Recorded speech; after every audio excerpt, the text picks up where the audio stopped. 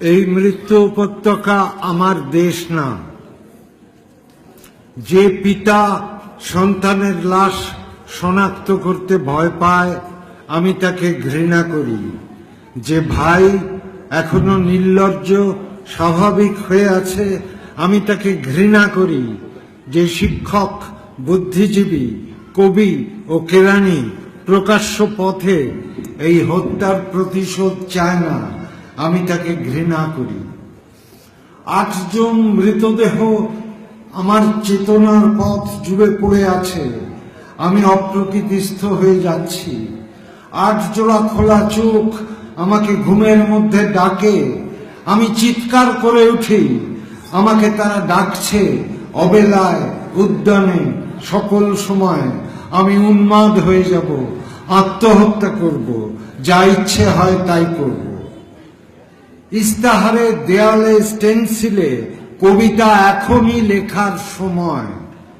নিজের রক্ত, অশ্রু, হাড় দিয়ে কোলার্স পদ্ধতিতে এখনই কবিতা লেখা যায়।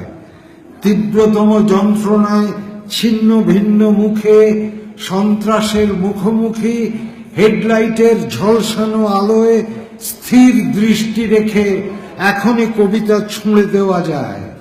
.38 ও যা যা আছে হত্যাকারীর কাছে সব অস্বীকার করে এখনই কবিতা পড়া যায়।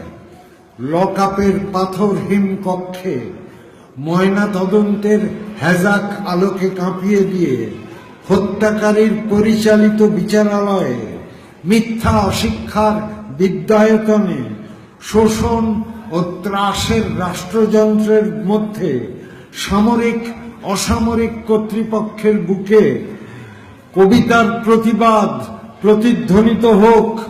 বাংলাদেশের কবিরাও লোরকার মতো প্রস্তুত থাকুক হত্যার, শ্বাসরোধের, লাশ নিখোঁজ হওয়ার, মেশিনগানের গুলিতে সেলাই হয়ে যাওয়ার জন্য প্রস্তুত থাকুক। তবু কবিতার গ্রামাঞ্চল দিয়ে কবিতার গ্রামকে ঘিরে ফেলবার একান্ত দরকার। এই মৃত্যু উপত্যকা আমার দেশ না। এই জল্লাদের উল্লাস মঞ্চ আমার দেশ না। এই বিস্তীর্ণ শ্মশান আমার দেশ না। এই রক্তস্নাত কসাইখানা আমার দেশ না। বাস, अभी तो बहुत बड़ा है। ठीक है, थैंक यू।